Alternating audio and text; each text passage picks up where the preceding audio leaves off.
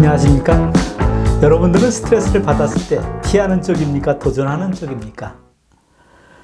창업 지도사 교육을 받았을 때 즐길 수 없으면 피하라. 이것이 자기 좌우명이라고 이야기한 분을 봤습니다. 그분은 상당히 적극적으로 일을 하기도 하지만 자기 인생에서 즐겁지 않은 것은 피해가면서 때로는 자기의 삶을 즐긴다고 했습니다.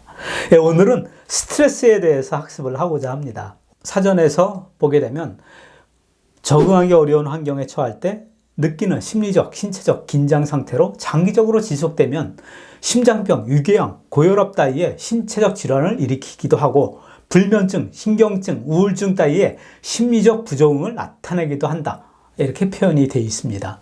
라틴어의 팽팽한 혹은 좁은이라는 의미로 14세기 이후로부터 사용되었으며 초기에는 스트레스가 고초, 궁지, 역경, 고통의 의미로 사용되었다가 이것이 타인에 대한 압력의 의미가 좀 내포가 되어 있죠. 근데 이후 17세기 이후에 로버트 후크가 물리학에서 지탱할 수 있는 압력의 의미로 사용되면서 교량에서 압력의 의미, 지탱할 수 있는 압력의 의미로 사용되는, 즉 의미가 확대돼서 사용하고 있는 이러한 것이 현재 스트레스에 대한 의미다. 이렇게 볼 수가 있겠습니다. 스트레스의 원인, 요인은 두 가지로 나눠볼 수가 있습니다. 내적 요인과 외적 요인으로 나눠볼 수가 있습니다. 내적 요인이라고 하면 성격에 대한 것이 많이 영향을 받습니다. 열등감, 예민하고 완벽하려고 하고 강박적인 어떠한 성격을 가지고 있거나 성취지향적인 성격을 가지고 있거나 이러한 경우에 이제 스트레스를 많이 받기도 하죠. 때로는 비관적 자기 비하를 하거나 지나치긴 추측을 하거나 이러한 것 포함해서 내적 요인으로 볼 수가 있습니다. 예적 요인 같은 경우에는 우리가 이 층간소음 같이 이러한 소음이라든가 무례하게 사람하고의 관계에서 상대방이 무례하게 한다든가 학업에 대한 스트레스, 취업에 대한 스트레스, 결혼에 대한 스트레스, 또 이별, 어떤 부당한 명령, 사람하고의 관계, 그리고 이제 가까운 사람이 죽었을 때나 죽음에 대한 이러한 부분, 실업에 대한 것, 승진을 못하거나 퇴직에 대한 것, 이런 다양한 요인이 발생될 수가 있겠습니다. 스트레스에 대한 증상은 어떻게 나옵니까? 하면 스트레스는 이 살이 빠진다. 스트레스 어떠한 긴장을 많이 하고 그러면은 이제 살이 빠진다. 야, 너 오랜만에 봤는데 살이 좀 빠졌네. 이런 경우가 있지 않습니까? 근데 장기적으로 보면 스트레스가 살을 찌게 하는 이러한 효과가 있습니다. 단기적으로는 거기에 대한 스트레스를 받아서 빠지지만 장기적으로 봤을 때는 스트레스를 받다 보니까 음식을 많이 먹는, 폭식을 하는 이러한 것 때문에 살이 찐다. 이렇게 이야기를 합니다. 그래서 결과적으로는 생활 습관이 바뀌게 된다. 이렇게 볼 수가 있겠죠. 그럼 스트레스는 어떻게 우리가 대처를 해야 되는가? 이러한 부분으로 볼 수가 있는데, 대처하기에 앞서 우선 스트레스가 꼭 부정적인 측면만 있는 것은 아니다. 이런 부분을 이야기 드리고 싶습니다. 스트레스 같은 경우에는 우리가 건강한 스트레스하고 병적인 스트레스하고 크게 두 가지로 나눠볼 수가 있습니다. 건강한 스트레스라고 하면은 어느 정도의 약간의 긴장감, 이런 것이 생활에 이 활력을 제공하기도 하고, 때로는 그 스트레스가 어떠한 동기부여가 돼서, 제 세컨 라이프를 설계하기도 하고, 이런 긍정적인 측면도 있습니다.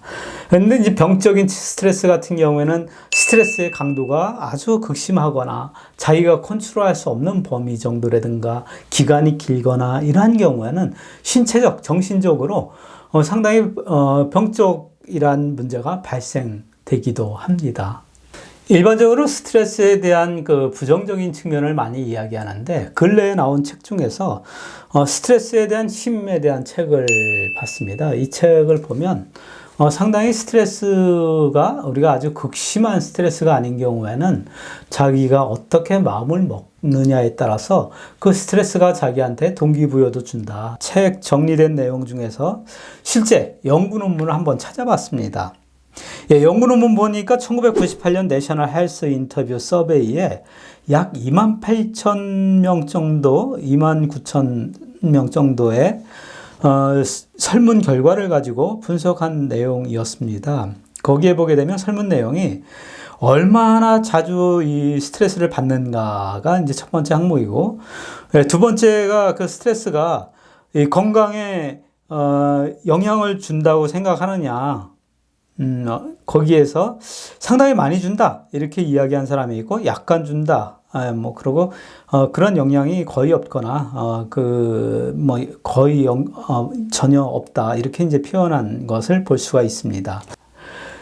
서베이에 스트레스가 건강에 영향을 준다, 스트레스를 자주 받는다, 이런 사람의 결과를 보니까, 시간이 지난 다음에 보니까 그 사람들은 죽음에 대한 위험도가 상당히 증가하는 것을 알 수가 있었습니다.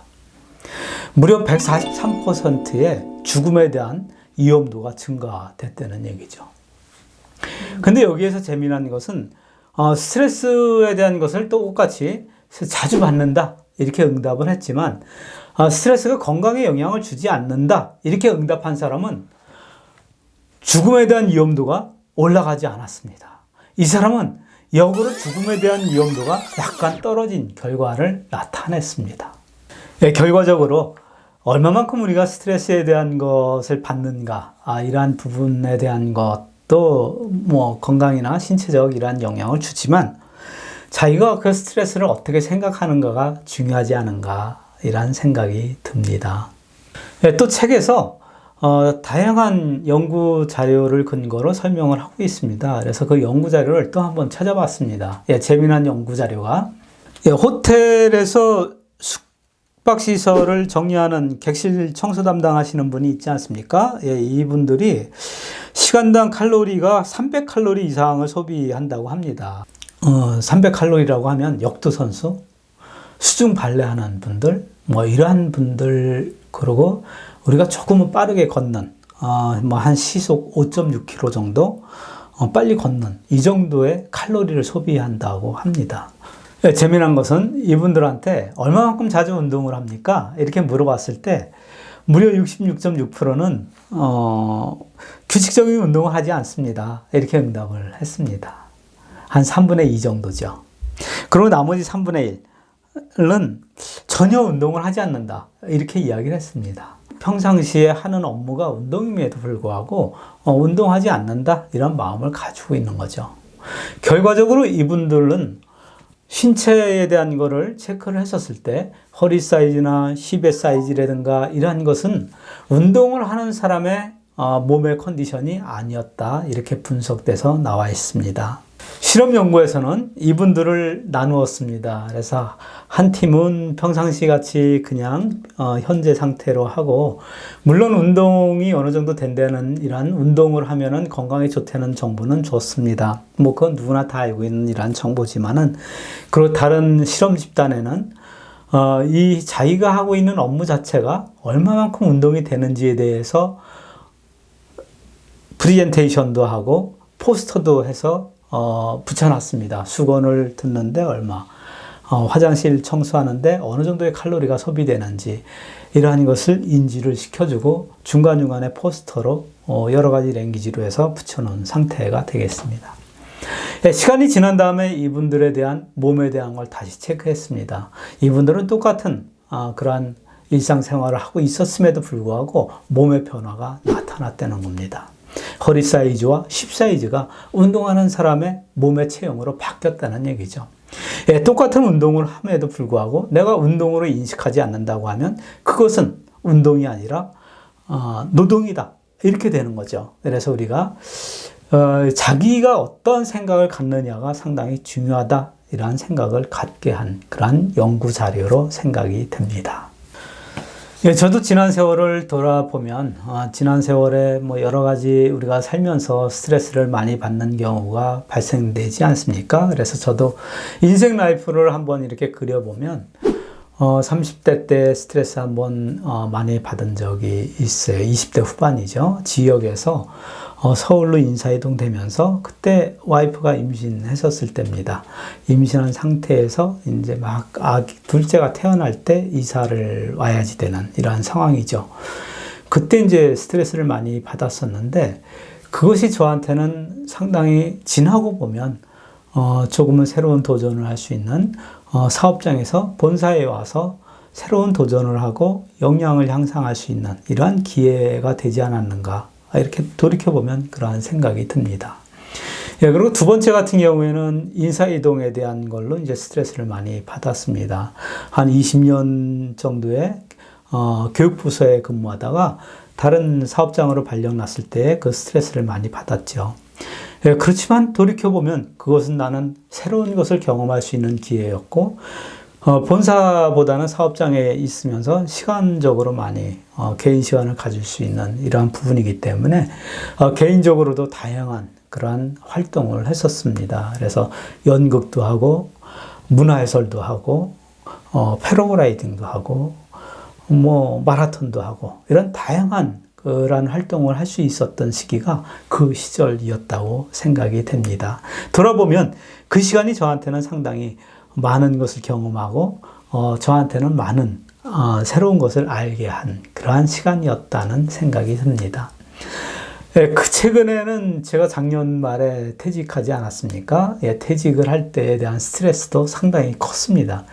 우리가 퇴직을 한 다음에도 어느 정도의 인컴이 만들어져야지 되기 때문에 거기에 대한 부담감이 상당히 크지 않습니까? 근데 돌아보면 지금 같은 경우에 학교에서 제가 세계 대학에서 강의를 하고 있습니다. 학교에서 대학 강의를 한번 해보고 있다, 이러한 생각을 과거에 가지고 있었는데 그것을 실현할 수 있는 이러한 기회가 되지 않았는가 생각이 되고, 그걸 계기로 작년 같은 경우에 이제 책을 한 권 쓰지 않았습니까? 그래서 올해도 이제 책을 한 권 쓰는 거가 계획이 잡혀 있습니다. 그러한 것을 이제 도전할 수 있는 시간이 저한테 부여되는 이러한 긍정적인 측면도 있었다는 생각이 듭니다.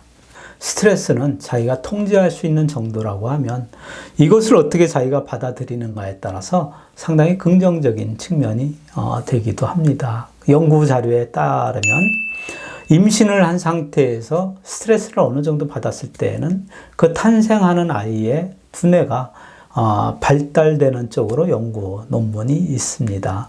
예, 그리고 실험 연구에서 원숭이에 대한 실험도 한 연구가 있습니다.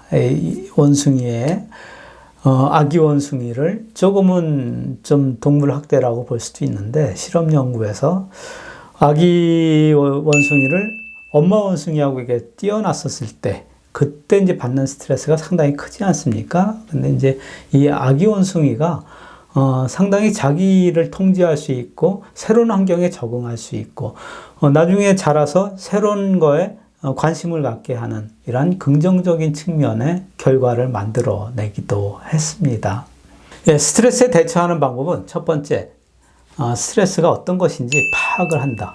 예, 두 번째, 그 스트레스에 대한 거가 좀 도식화를 해서 객관적으로 한번 봐본다. 실제 한번 써본다든가 이렇게 하면 객관적으로 볼 수 있는 방법 중에 하나입니다. 우리가 장기를 두드려도 옆에서 봤을 때 훈수를 둘 때 잘 보이지 않습니까? 그래서 객관적으로 보는 방법이 효과적입니다. 예, 세 번째, 스트레스에 대한 거가 긍정적인 측면이 분명히 있습니다. 그 스트레스가 극도로 심한 경우라고 하면 가까운 사람이 이별을 했거나 이런 거가 아니라고 하면 내가 극복할 수 있는 이러한 스트레스라고 하면 그것은 때로는 나의 성장의 기회가 되기도 합니다. 새로운 분야에 내가 도전할 수 있는 기회가 되기도 하고 때로는 새로운 사람을 만날 수 있는 기회가 발생되기도 합니다. 그래서 그러한 것이 해결된 다음에는 나도 돌아보면 나도 모르게 성장되어 있는 모습을 보게 될 겁니다. 극심한 스트레스다 이런 경우라고 하면 피하는 게 바람직하겠죠. 피할 수 없다고 하면 그 스트레스는 휴식과 상담이 필요할 수도 있습니다. 정신적으로, 신체적으로 건강한 삶, 행복한 삶 누려보시기 바랍니다. 예, 감사합니다.